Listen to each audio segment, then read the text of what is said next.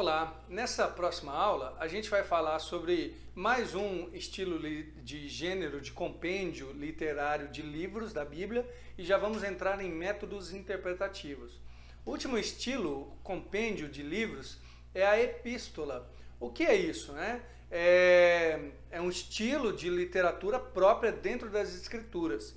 Epístolas, alguns chamam de cartas também, mas que obedecem a uma estrutura que era muito normal naquela época. A epístola começa sempre com o nome do escritor, ou quase sempre isso acontece, depois o destinatário, quem irá receber a carta, e uma saudação.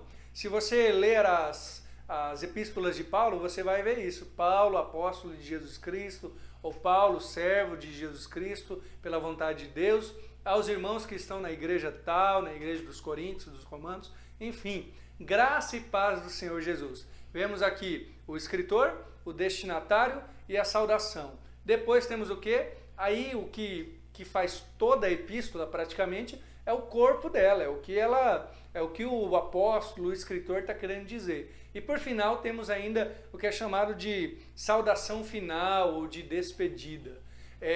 Vale um detalhe, ou dois até. Primeiro, uma forte marca da epístola, ela ter um apelo ético, ou seja, um apelo ao que fazer, o que é correto, o que não é correto fazer. E você vê isso nas epístolas bíblicas também.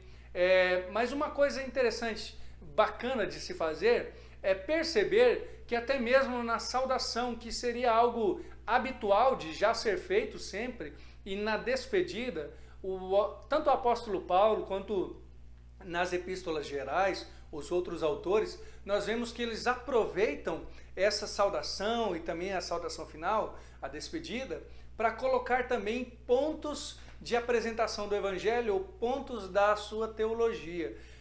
Até um bom exercício você ir na Bíblia e pegar, por exemplo, a despedida que Paulo faz nas suas epístolas e comparar. Você vai ver muitas semelhanças dele saudando no final, mandando um ósculo santo, enfim, coisas que são bem iguais, mas existem diferenças que parecem ser específicas para aquele contexto, para aquela igreja, ou até mesmo para finalizar o seu argumento teológico. Vale a pena perceber como eles usam também toda a estrutura que a gente chama de epistolar para também falar sobre o evangelho, apresentar o evangelho de várias maneiras. E já enganchando nisso, ou junto com isso, nós poderemos pensar de modo geral em como interpretar a Bíblia. Quais são os métodos ou as formas de leitura da Bíblia que nos são propostas para aprendermos melhor? Eu vou apenas resumir nesta aula os que já foram colocados historicamente. Existem muitos outros, mas talvez os principais para você saber, para você, enfim, conhecer um pouco mais. Começamos com métodos judaicos. Dentro da interpretação que os próprios rabinos davam, obviamente, ao Antigo Testamento, nós temos o que era chamado de Targum. Targum era uma explicação, porque normalmente as pessoas não falavam mais o hebraico na época dos rabinos, inclusive na época de Jesus. A língua ali era o aramaico. Então os rabinos que liam a Bíblia, obviamente que foi escrita em hebraico no Antigo Testamento, eles explicavam, às vezes escrevendo, mas na maioria das vezes falando. Eles tinham suas escolas rabínicas para explicar. Isso é chamado de Targum. Seria uma explicação, digamos, como uma pregação, algo do tipo.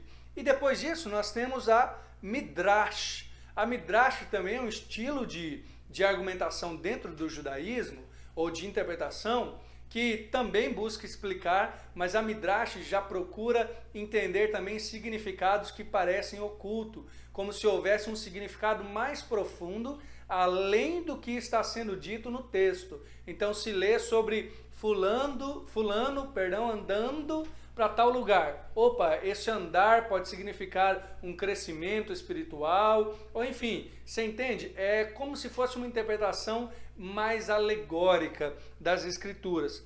E dentro do judaísmo também, nós temos uma interpretação chamada Pesher, que é o quê? Ela é muito comum num grupo que foi conhecido como essênios, morava em Qumran, em cavernas, mas isso era também habitual na interpretação dos judeus, inclusive da época de Jesus.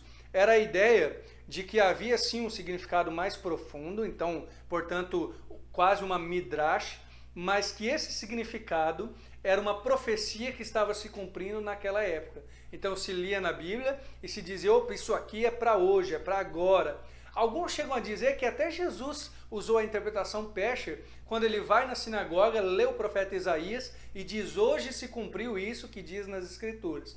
Enfim, se ele está usando esse método ou não, nós sabemos que com Jesus a coisa de fato era real, ele estava claramente interpretando corretamente um texto. Mas dentro ali das interpretações judaicas existia esse estilo Pesher de interpretação, que via um cumprimento de uma profecia neste momento. Vamos seguir. Depois, e a igreja cristã? Como que ela resolveu interpretar as escrituras? Nós temos no começo da igreja, nos primeiros séculos, duas grandes escolas de interpretação que são famosas e que geram aí depois seguidores ou enfim pensadores. A primeira que eu quero falar para você é a escola de Alexandria. Ela, de certa forma, ela continua aquela ideia do Midrash, ela acredita num sentido mais profundo. Aí o mais profundo aqui tem a ver com um método alegórico de interpretação. Ou seja, vou dar o exemplo novamente, como se você lesse um texto que fulano está andando, fulano está indo para tal lugar. Aí você interpreta não do modo mais comum possível, que o fulano saiu de um lugar e foi para o outro porque precisava, mas que neste andar há um crescimento, enfim, há algo espiritual envolvido. Essa é um ponto forte dentro da escola de interpretação de Alexandria.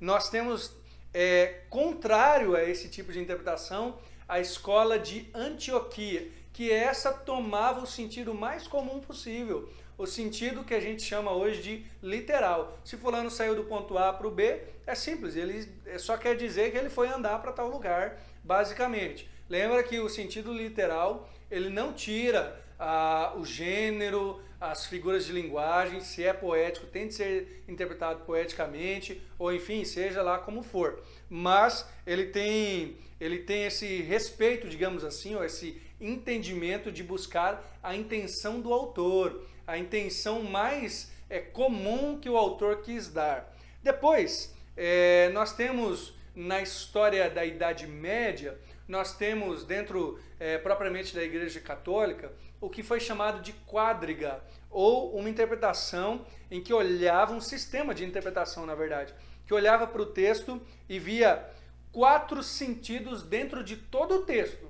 Todo e qualquer texto que você lesse, você procurava 4 sentidos. O primeiro deles, o mais raso, vamos dizer assim, para esse método, é o sentido histórico, o sentido literal. Ou seja, se fulano foi de A para B, esse é o sentido mais raso, mais superficial, o histórico. Depois, tinha o sentido alegórico, chamado também de cristológico, que é o quê? É um sentido mais profundo, que você alegoriza, mas apontando para Cristo, não tentando pensar em qualquer outra coisa. Claro que isso se torna bastante alegórico também, bastante figurativo, porque aí qualquer coisa serve para apontar para Cristo. Fulano sentou no banco, estou sentado na cadeira, então a cadeira representa Cristo.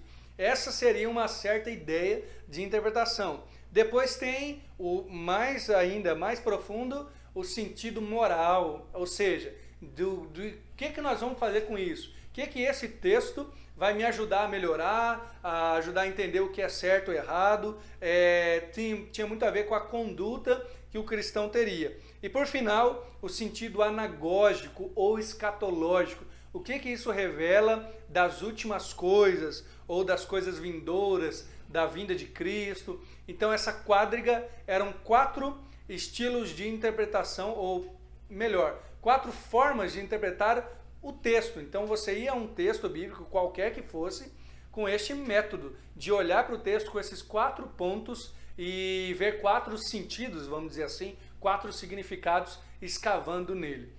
Na época da Reforma, agora a gente já vai para um próximo método, os reformadores, eles voltam ao que seria a interpretação literal, usual, histórica, comum daquela passagem. Eles rejeitam, em sua maioria, o método alegórico e, obviamente, a quadriga, que ficou famosa na Idade Média. E, apenas para citar, os reformadores têm também Cristo como tema central, mas o método que eles propõem, depois nós temos os puritanos também falando isso, que seguem a linha dos reformadores, é o método cristocêntrico. Agora não é alegorizando, como eu exemplifiquei aqui, estou sentado na cadeira, então a cadeira é Cristo, ou representa. Não, mas cristocêntrico no sentido de que no final das contas, tudo aponta para Cristo. Então o caminho não é fácil, não é simplesmente achar que tudo ali é Jesus ou algo do tipo, mas que no final das contas, mesmo no Antigo Testamento, aquele compêndio de leis ou aquela narrativa, aquela história está nos apontando para algo que nos levará a Cristo. O método da reforma é conhecido como método cristocêntrico. Você aprendeu então algumas coisas a mais e na próxima aula a gente vai usar esses recursos para a nossa interpretação bíblica. Que Deus te abençoe.